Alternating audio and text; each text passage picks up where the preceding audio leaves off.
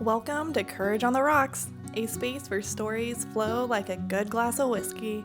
We're two best friends pulling back the curtain on all the conversations that usually happen behind closed doors. From grief and love to dating, friendship, motherhood, and all the chaos of life in your 30s.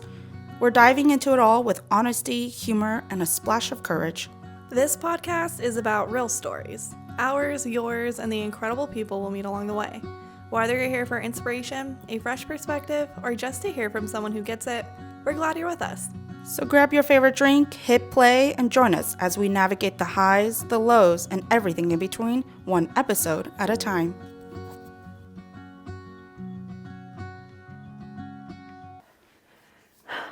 Welcome back to Courage on the Rocks. Courage on the Rocks. Yeah.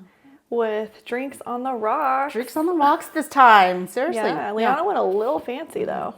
You know, I feel like curly straws just makes everything happier and better. Happier, yes. I feel like a kid in an amusement park. I was more talking about these gorgeous little lemon swirl thingies. Yeah.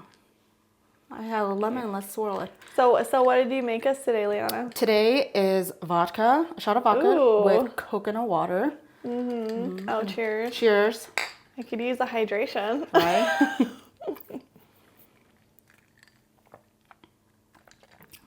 Yeah. Refreshing. Taste the vodka, yeah. Taste the vodka. I was like, refreshing. So refreshing. Yes. Well, yeah, so if you can't see what's happening here, we have these adorable, cute little drinks that Liana made. We're also dressed a little sporty. Yeah. More than usual. I feel like we've had a lot of sporty events. Well, we're sporty girls. That's true too. Yeah, we are. But like, yeah, back to back multiple weeks now. No, we have. We've had a lot going on. Yeah. Yeah. But this sporty episode is really exciting because there's so much to this one. It's actually inspired because Leo started soccer. Yay! He is 3.5. Yes. And he started soccer with his cousin Natalie, who's just slightly older than him. Yeah. And it's so exciting. Yes. Yeah. I think next to watching like the Puppy Bowl, Super Bowl, you know how the puppies play football and stuff, adorable, right? Right next to it is a bunch of 3-year-olds playing soccer. So cute. Puppy Bowl is better? No, because my godson's better than puppies. Good answer. I was like, are you really saying Puppy Bowl is better? No, my godson's so much better. So much better. So much better. But like the cutest and most wholesome thing I think I've seen all month. Yeah. Just these kids loving the sport, loving running. I don't know about they don't know what they're playing. They don't know quite yet. Yeah, but it was wholesome and sweet and just a pure way to be introduced to soccer. Yeah, it's like it's the type of thing you see in like any bad day is cured with that. Absolutely. With watching them. It's super cute. Yeah. Yeah. And the part of the reason why we're like, oh yeah, this episode is on Leo and soccer, right? Yeah. Is also because it's has so much to do with his dad. Mm-hmm. And you. Well, and me, for sure. Yeah. And well, you can get to that piece in a second. I was talking about his dad and honoring his dad. Yeah. I mean, soccer's been a part of my life since I was 5. I was thinking about it, like back in our day, you started at like 5. No one really started you before that. So it was really cool that like Turlock Sports Park does 3.5. Yeah. I think it's 3.5. Yeah, so inclusive, I think. Yeah, and starting them young and introducing the basics to a thing. Yeah. You could see that right away, that it's just there to introduce the love of the sport. Yeah, the love of the sport, very, very basic concepts. like wrong way concepts. Right, yeah, directions, you know. What direction are we going in? Listening to directions in general, running. Yeah, following along. Trying to kick a ball. Yeah. Right, which that's a hard one. So. I think it was really cute seeing all the coaches out there and the parents out there. and they understand the concept of soccer except for the players that were on the field. You know, the parents are like, no, this way. No, that way. And then the kids are like, oh, a butterfly. Oh, wait, I got a scratch on my knee. Oh, I want to do ballet. God. Yeah, dude, it was so funny. I had actually never been to a game with children that small. And I didn't expect for the 2 coaches on each team to be on the field with them. And literally, like, the entire game, they're, like, trying to, like, direct their kids and like, no, over here, wrong direction, you know, or Leo, come play, come on, you're in. And Leo's like, I'm good, coach. No thanks. Yeah, like I'm busy. There was a video we recorded where Leo's coach was like, I got like 3 or 4, I need someone else. And he asked one of the other players, like, do you want to come and play? And adamantly, very strongly, he was like, no. And then all the parents started laughing because it's like, okay, someone else come on in. They could care less whether there's enough players on the team out there, whether they could, who you are, your coach, like they don't know what that means. You have 0 authority. You have not earned that 3-year-old's respect yet, and you are not mom. And even mom and dad can't get them to play on the field. Oh my gosh, yeah. Because they're... Or mom and dad was like on the field with the kid. Oh, totally, right. You would get like the parent, like the kid would come running to you and the parent would like, okay, pick them up, put them back in the middle of the field, hold their hand so they can at least be on the field. I was like, what the heck? Yeah. Yeah. I mean, good news is like our team like demolished the other team. 5-0. Something like that. That was the score. And I was just like, oh, what? Yeah. I mean, now did Leo touch us ball once? No. Although did Natalie do ballet in the middle of the game? Maybe. Yes. Were they busy looking at each other's shirts? And talking and giggling, absolutely. But given Leo and Natalie are on a grade, not a grade, like age group that's above what they're supposed to be. Yeah. So technically they're supposed to be on like the smaller kids. There's one more level below that they should be on. Yeah. But we had them placed on this team, so. Yeah. Which means that there are kids who already have a year under their belt to know what they're doing. But it wasn't evident. They all looked like about the same level. Except that we had 2 that were scoring everything. That's true. Mm-hmm. The two little kiddos that you did just most of it. need 1 or 2 on the team, you know. But we put them with kids who knew their stuff, so they're gonna learn better. No, I'm kidding. I don't know. That's not why it happened like that. But my favorite part, I think, at the end of it was the coach bribing the kids. Oh, that's so okay. By halftime, the kids are like, "This is the most exercise I've done in my life. I'm done. I don't want to play."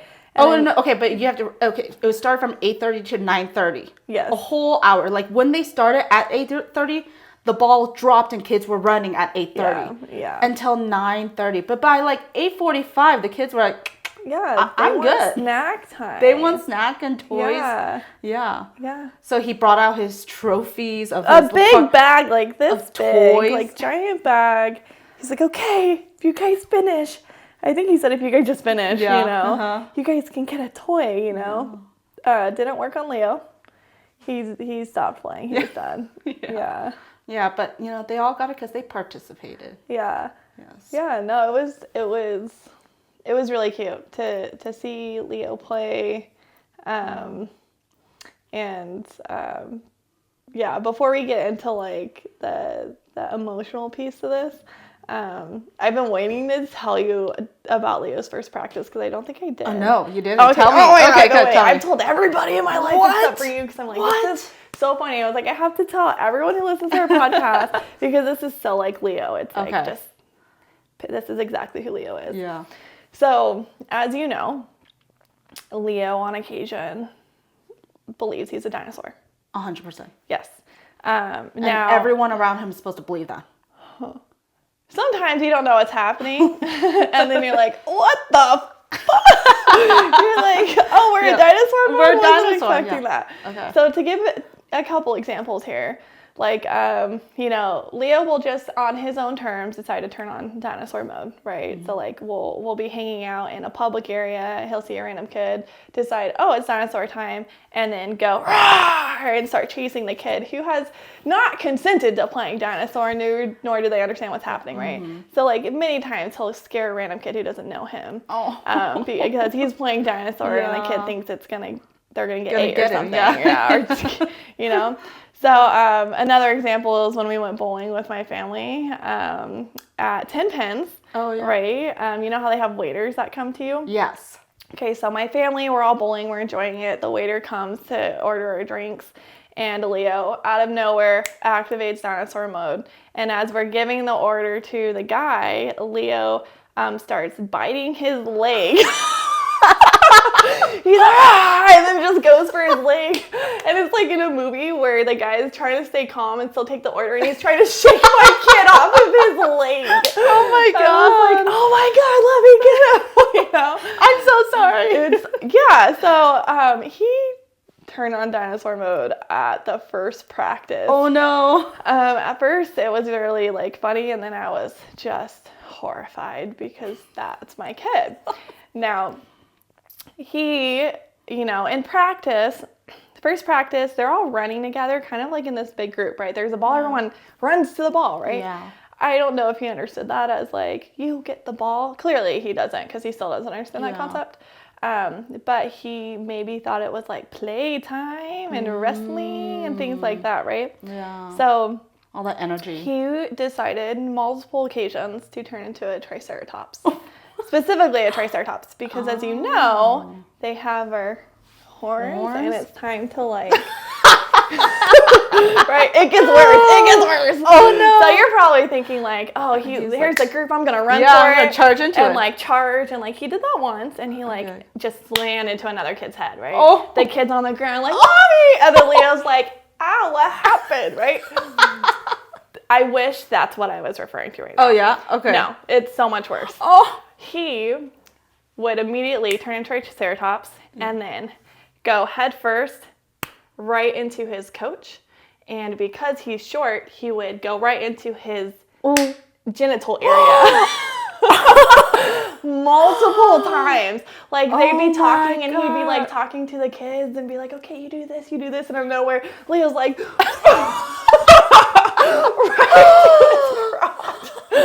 and at first I was like, oh, that was so funny, but also, oh my God, is he gonna stop? I thought it was a one-time thing. And then so they'd keep practicing, and then he would do it again, dinosaur mode, and then just go pow into his what? And then so the coach started to learn to like dodge him mid-practice, You see him.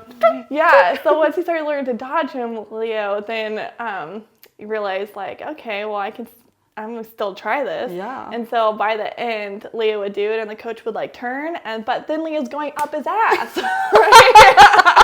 So there was like Leo's playing Triceratops, but every time it's hitting this coach that we just met, and he's the only kid that keeps putting his face in his crotch, in his ass, like everything. It happened like 5 times. I'm not kidding. And I it was it hilarious? Absolutely. Oh my gosh. Was I really hoping it was never going to happen again? Yes. And so second practice, he didn't do it once. I was so proud. The coach started telling him, hey, high five me. Yeah. I was like, good redirection. Yeah. But it was just so funny. And I had to share that because that is Leo. Oh my. That's the epitome of who he is. Yeah. Oh my gosh. Yeah. So it was super funny. So thankfully we didn't see that. He wasn't ramming his head into anyone's crotches or assholes.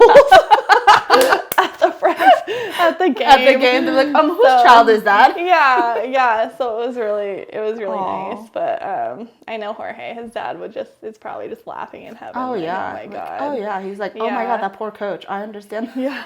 Seriously. Right. But like as we were like at the game, I was like kind of thinking of like, oh, I could imagine what Jorge would be like. He like would have the fattest smile on his face right now. Yeah. He would like be so full of pride and joy that his baby, his son was, on the soccer field for the first time, And doing something that he just was so passionate about. Yeah. And on the field that he dedicates a large portion of his life to. Yeah, exactly. You know? Exactly. So Jorge was a soccer coach since I met him. I met him when I was 18 years old. He was coaching his sister's competitive team at that time. And what team was that? That's a great question. For series, Turlock? It was for series. Okay. It was for series with Coach Roger. And he had them since they were like 15, 16 years old up until they graduated, and a bunch of them got like full rides to play soccer at universities. But like soccer was Jorge's like first love. That's what he called it. He's like, that was his first love, the love of his life, right? Yeah. And it was, and his whole life was about that. And he was always coaching. He was going to soccer games. He was always doing practices for the entire decade that we were together. Yeah. And then when his sister graduated, he ended up reffing.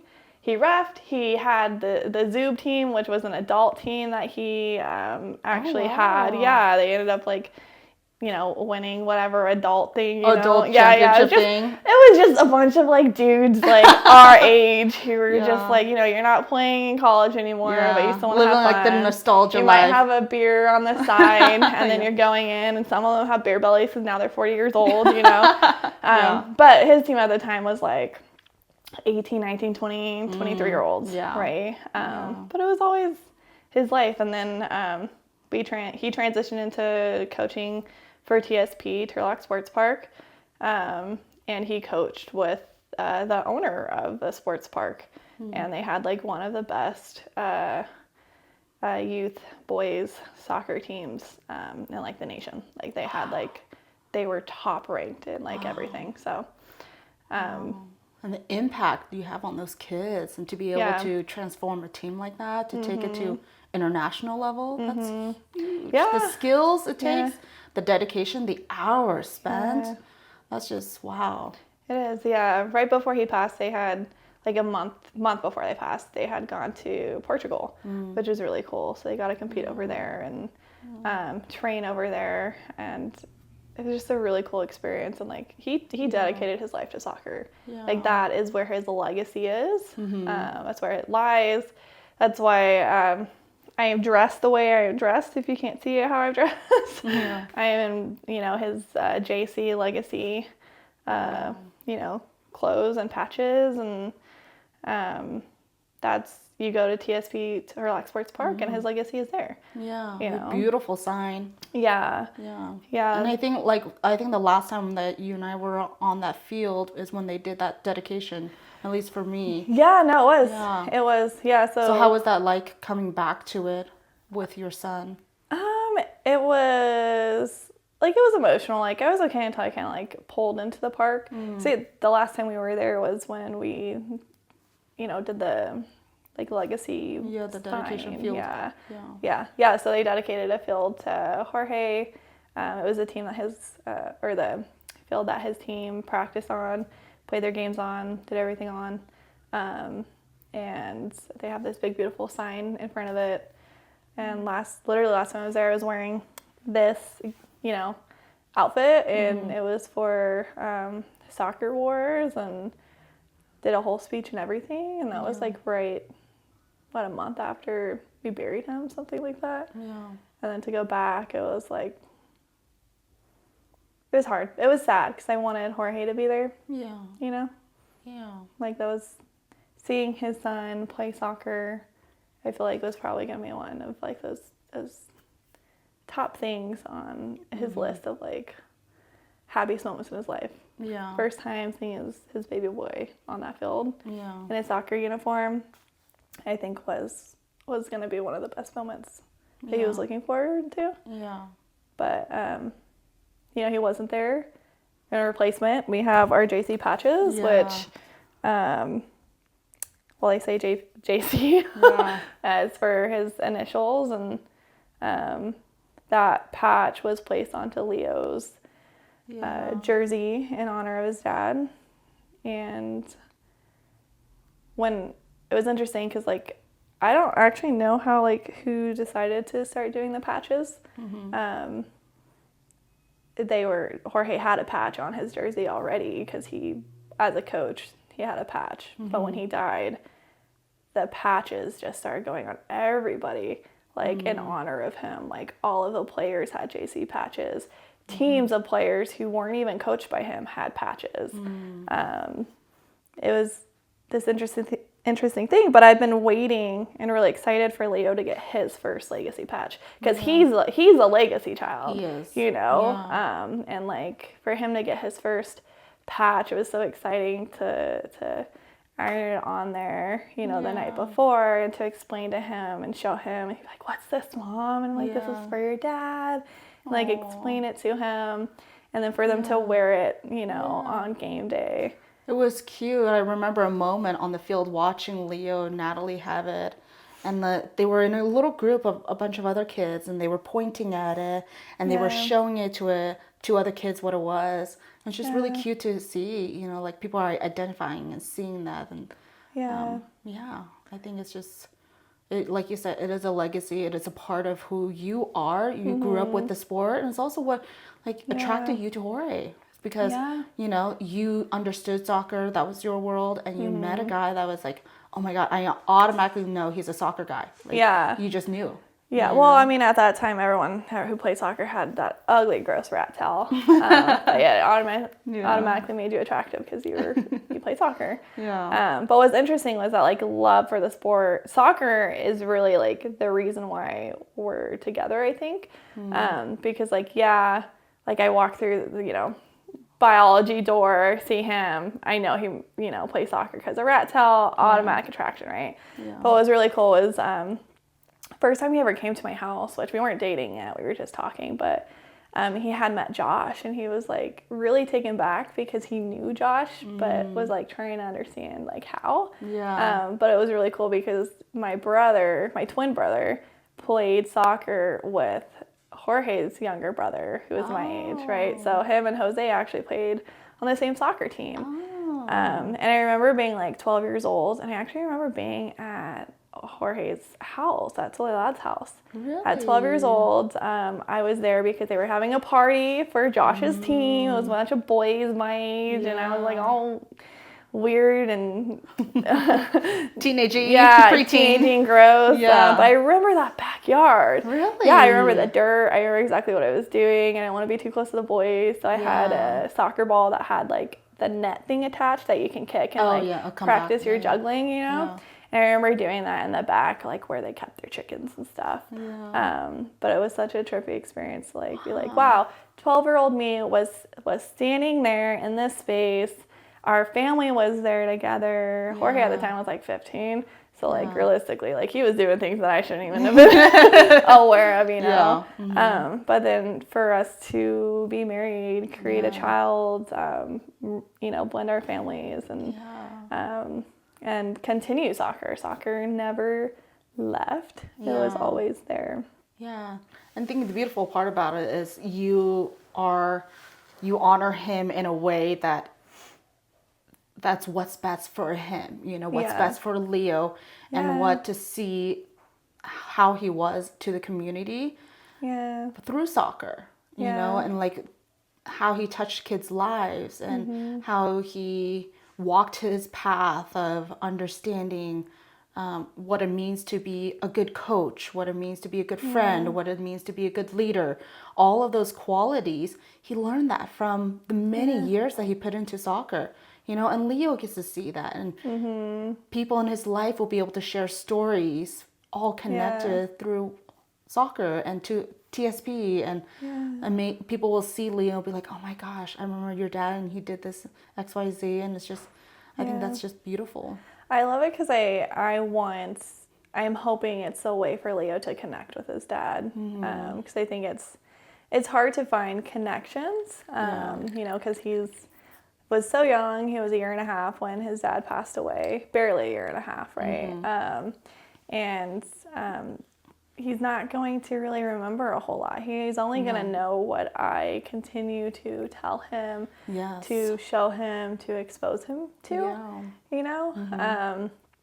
And I feel like soccer can definitely be that thing that, like, my daddy did this, right? Like, and I feel like he can grow into that and feel connected without it being like a pressure, like you have to do this, duh, your dad did it, right? Yeah. But more of like you can feel closer to him by doing this thing, understand him more by going through the challenges of being a competitive player, right? And challenging yourself and what's that like, and honoring who he is and what he's meant to for both of you.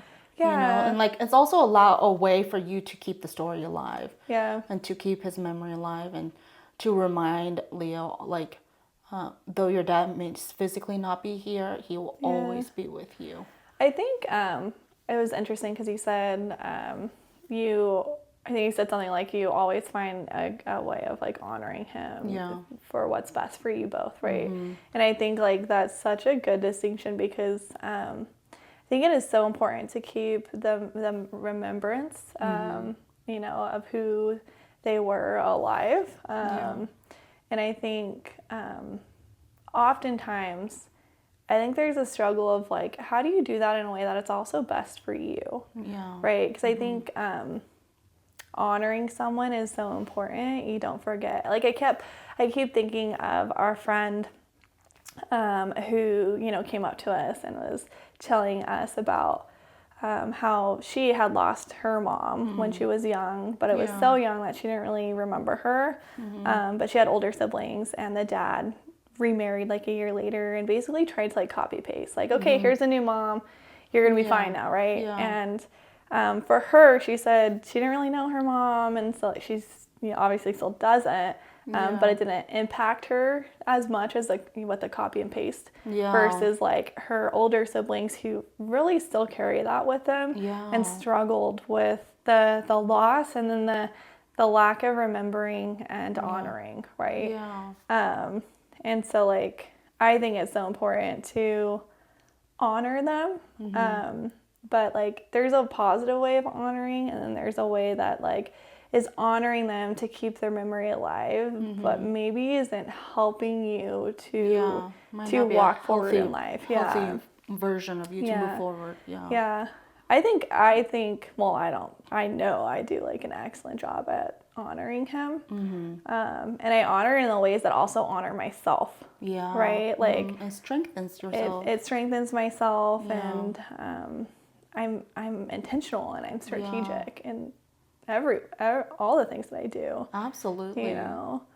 I think in everything that we have done this past almost 2 years now, it was with intention and purpose and a way for you to say, I acknowledge you, I remember you, I want to keep your memory and your legacy alive, and this is how I'm showing it. And this is like my strength, my ability to get up every day and to honor you and to celebrate your life and the gift that you gave me with Leo.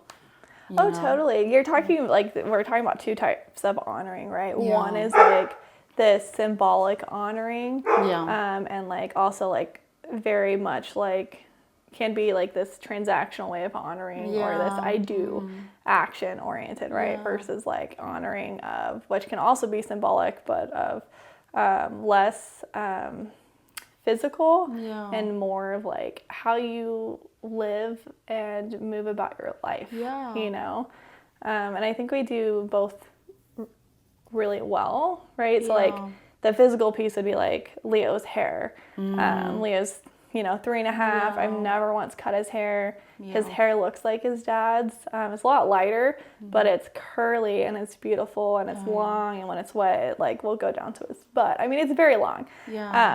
But the honoring there is because his dad would grow out his hair and then cut it and donate it to kids who had cancer, right? So like this July, I plan to cut Leo's hair in honor of his dad's birthday and then donate it to people who have cancer in honor of his grandmother who passed away from leukemia, right? So like those are like such like specific, strategic. So intentional, right? And also allows Leo to, be confident in the reassuring the reason why we're cutting. It's not just because we're cutting the hair, it got too long. It's because it's symbolic for a reason. It's intentional for a reason. And also reminding me of the fact that like,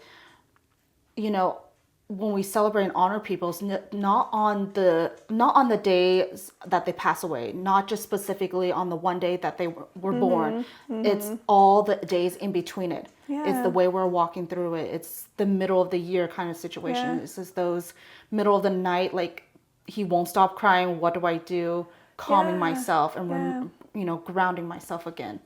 Yeah. So like it's like one of the ways that I honor him that isn't like, here's a specific thing that I do every year, right? It's the fact that like I am an exceptional mother, right? I say that knowing that that is the truth. And that's because I put so much work into that because I know that that is his child too, right? So like I'm going to honor Jorge by making sure I take care of myself, that I grow as my best self, that I become and continue to be the best mother for Leo and support Leo in all those ways.